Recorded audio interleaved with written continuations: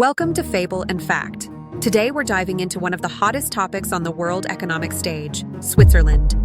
Switzerland, a country with almost no oil, gas, or massive mineral reserves. A landlocked nation squeezed between France, Germany, Italy, and Austria. Yet somehow, it manages to churn out more wealth per person than almost anywhere else on Earth. In 2024, Switzerland's GDP per capita hit an astonishing $106,100, ranking second only to tiny Luxembourg, whose population barely tops 600,000, while Switzerland's population edges close to 9 million.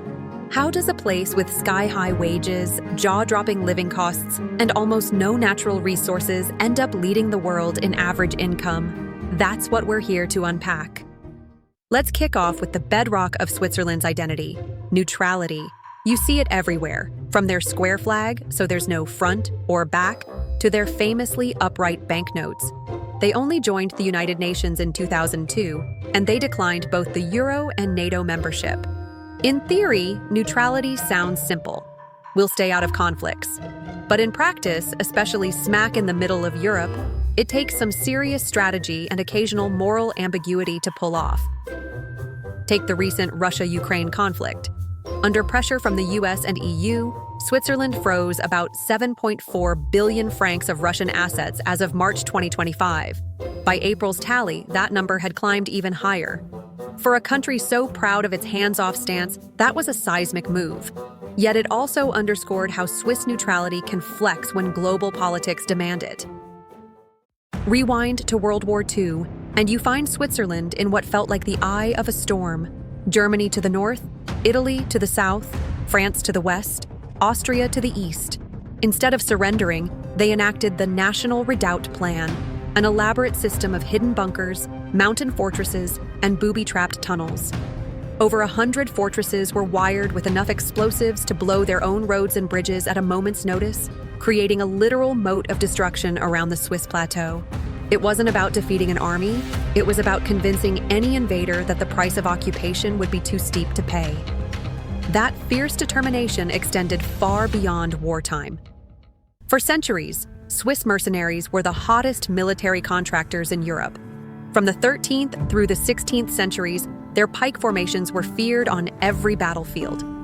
The world even still owes its safety, from the Vatican's Swiss Guard to the Red Cross's humanitarian neutrality, to that legacy of disciplined, dependable Swiss soldiers.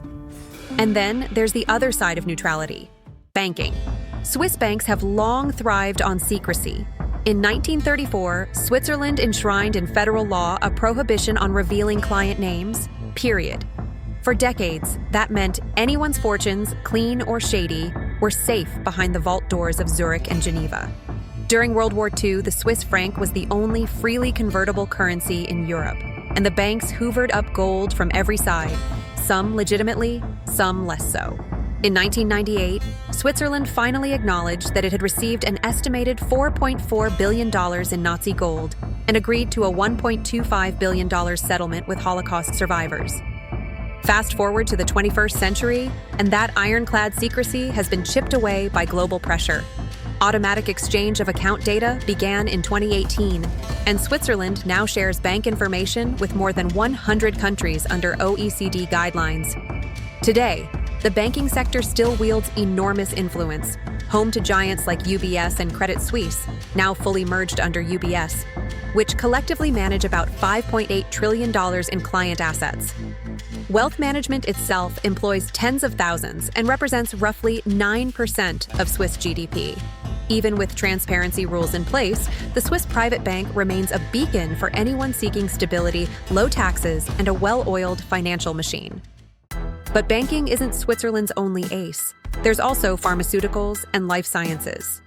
Look at the country's three biggest names by market value: Nestlé, Roche, and Novartis, all fixtures in the top 100 global companies. Roche and Novartis alone account for billions in exports every year. And Swiss pharma now makes up nearly half of all Swiss exported goods. With deep R&D pockets, a predictable regulatory environment, and a stable currency, Switzerland has become a magnet for biotech talent and investment. Next up, precision manufacturing. Ever wonder who made that $1 million microscope or that ultra-fast elevator? Swiss firms like ABB, Schindler, and dozens of smaller family-run businesses build ultra-specialized machine tools and components that no one else can match. It's the same spirit behind the world's finest mechanical watches: tiny gears, perfect tolerances, and impeccable finishing. Even though Swiss watches account for less than 2% of global volume, they contribute over half of global watch industry profits.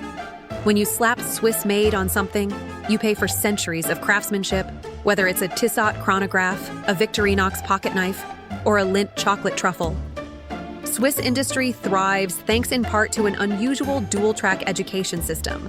About 2/3 of Swiss students leave mandatory schooling and enter apprenticeships in a trade, spending 4 days a week in a shop or factory and 1 day in class. That early career focus ensures a steady pipeline of skilled workers, keeping manufacturers at the cutting edge without a skills gap. And then there's the secret sauce of decentralized governance. Switzerland's 26 cantons enjoy enormous autonomy.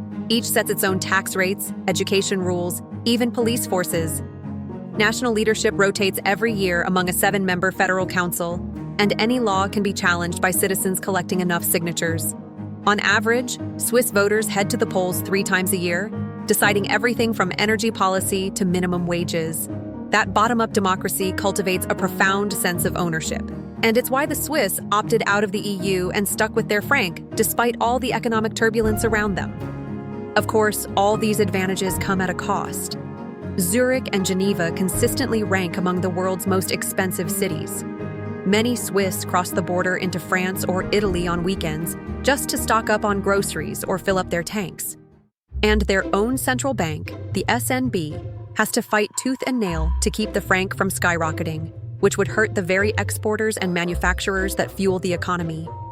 With safe haven flows pouring in during every crisis, the SNB has resorted to near zero and even negative interest rates, jaw-dropping currency interventions, and accumulating over $800 billion in foreign reserves to temper the france's surge. So, why does Switzerland keep thriving? It's no single magic bullet. It's a combination of rock-solid institutions, relentless innovation, and a national psyche that balances fierce self-reliance with open-armed neutrality. From banking bunkers to biotech labs, Swiss citizens build their economy on trust, precision, and just enough pragmatism to know when to hold firm and when to flex. If you enjoyed exploring the fables and facts behind this Alpine powerhouse, don't forget to hit the like button, subscribe, and ring the bell for more deep dives. Thanks for watching, and we'll see you next time on Fable and Fact.